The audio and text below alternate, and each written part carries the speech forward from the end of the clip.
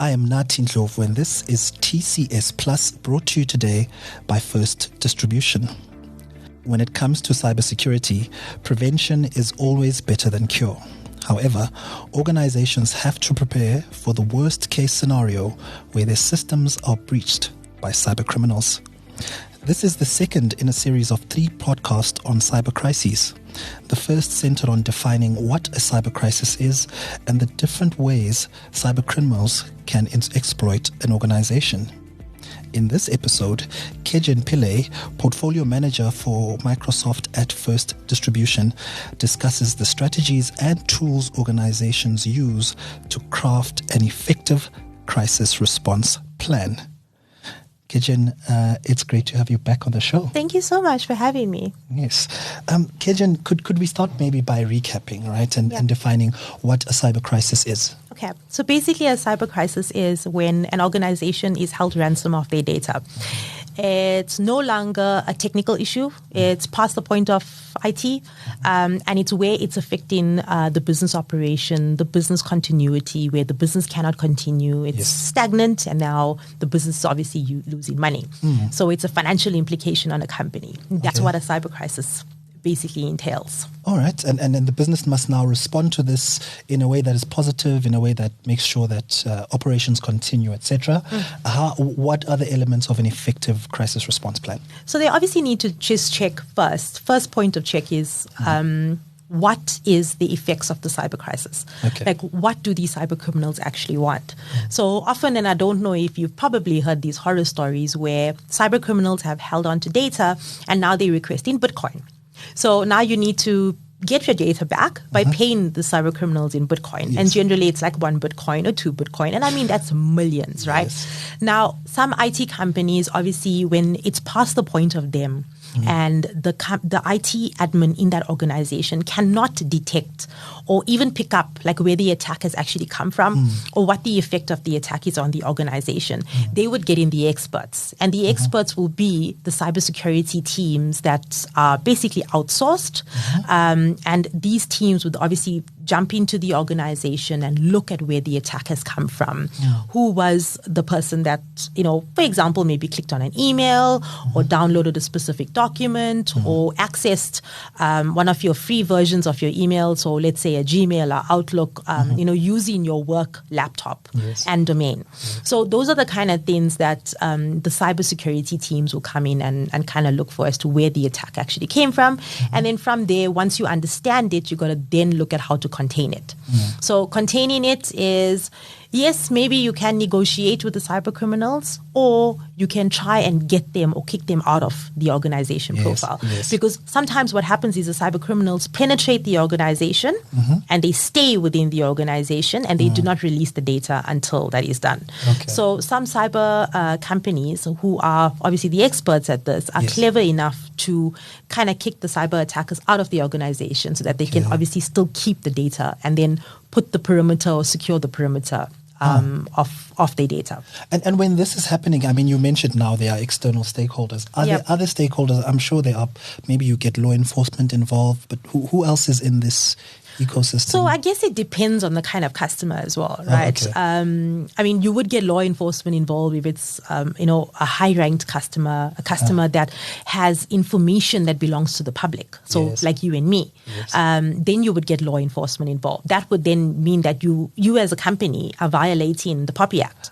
So your ID number is out there, your banking details are out there. Now, when you hold in that kind of information as a customer that belongs to the public, then it becomes a problem because that's when the law enforcement will get involved.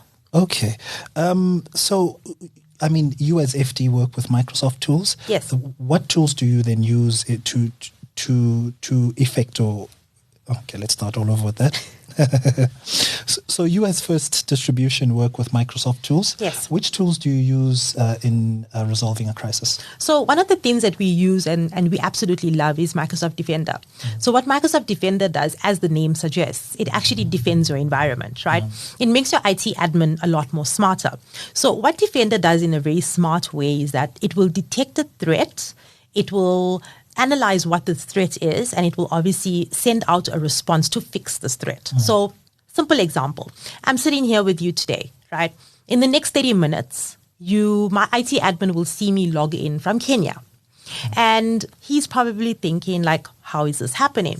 So now Defender, when you've got it set up correctly in your environment, would obviously pick up, and common sense, Kej was here 30 minutes ago. How is she all of a sudden in Kenya? Now, yes. It's impossible, right? So somebody obviously has breached something or has a password and a login details of mine to get into my systems. Yes. So what would then happen is once Defender has investigated the threat, it would then automatically resolve it. And how it would resolve it is that it will immediately ask me to reset my password.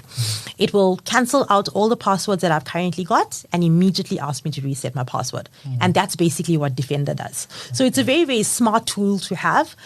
It secures everything from your emails to your data to everything that sits in your organization as a user. One of the other things that we've got is Sentinel.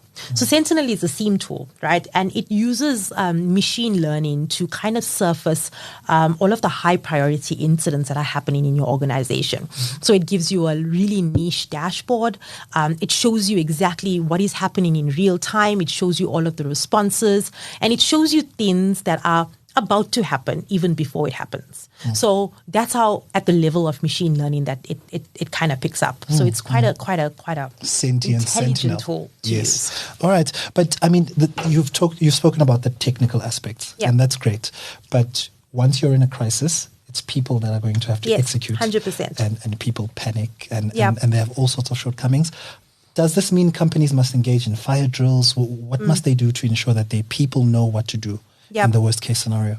So one of the things that we can do is attack simulation training. So attack simulation training is training the user at that level of, not many people are so smart with technology. Not many people are going to, look at an attachment on an email and say, hey, that attachment doesn't look right, or that email that's coming from a specific person within the organization doesn't look right. So getting around these cyber attacks is very important for us to train users at a user level. You have to teach users what to look out for, what looks malicious, whether it's in your organization or even in your day-to-day lives. Because let's think about it. On your cell phone, you've probably got your company's Outlook. You've got Teams on your cell phone. I mean, you're working wherever you go, right? And that's the power of 365. Now, when you have those kind of things, you also have to be very pertinent as a user as to what you click on, let's say in Facebook, in TikTok. You're using all of those kind of platforms, but also bear in mind that your company's information is sitting on your cell phone. So that's also a way for cyber criminals to get into it. So if you click on a malicious link in Facebook or TikTok, they can use that link to get into your company's data. And again, you need to train your users on what is malicious and what is not. Okay. And how to respond if they've done something wrong. 100%. Okay. I think in the first episode we touched on this, how the cyber criminals are using AI tools to make their attacks more effective. Yep. But surely AI can be used on the good team side. as well. Yes. So how are organizations using AI tools to also defend themselves better? So one of the things that we use is Copilot for security. So Copilot is Microsoft's AI tool. And Copilot for security basically sits within Microsoft's security, right? And it allows you to triage and pick up responses, detect what is going on even before the human mind can even do so. So Copilot for security is a very, very powerful tool. It is a pay-as-you-use model. It is a consumption-based model, but when it sits on things like Defender and Sentinel, like I've mentioned before, it can pick up things faster than your IT admin can even pick up. So it will obviously let the IT admin know that, hey, there's an issue. I've picked it up. I've triaged it. I've found the issue, and this is what I've done. And that's how AI is basically used for good. So if companies are looking for a smarter tool in their organization, then Copilot for security is one of those. Okay. Talking about recommendations, what other advice do you have for companies looking to strengthen their cybersecurity posture? So I think, one of the things that I've always picked up in the last 10, 11 years now that I've doing Microsoft is companies generally go towards products that are cheaper, right? And it's not always about cheap. It's what is going to bring you the best value at the end of the day. Because if you are using a cheap product, then when you have a cyber attack, that is when you're going to sit and think, maybe it wasn't the best decision. So it's always about, going with a vendor that's a proper support for you, that's going to handhold you, teach you all the right things, show you the correct recommendations. I mean, it doesn't have to be Microsoft. You probably have other third-party vendors in your organization, but it's about using it in the correct way. And it's about building that relationship with whoever you are buying this product from, right? So my advice would be, go back to your organization, take a look at your security posture, see what tools that you have. Are they working for you? So kind of do an exercise and see, what is this tools doing for me? How much am I paying for it? There's probably things that you have within a Microsoft suite that you already are paying for. So many a times I find that companies have Microsoft subscriptions and they don't fully utilize the security capabilities that are within it. Now, you're paying for it, but you're not using it. It's like you're paying for a gym contract, but you're not going to gym, right? So it's exactly like that. Yes. So you're paying for a subscription, go and look at the features. And if you don't understand it, that is what we are here for. So we can actually help you do a license optimization on your organization and help you unlock all of those features that you're paying for so that you can see the best return on investment at the end of the day. So my advice is, take a look at your organization, see what you have. And if you don't know how to do that exercise, then just shout to us. We can assist you with the cybersecurity assessment. Okay, Kejen, thank you once again for your valuable insights. Pleasure. Absolute pleasure. Thank you so much for having me. It's my pleasure. That is Kejen Pillay. She is a Microsoft Portfolio Manager at First Distribution.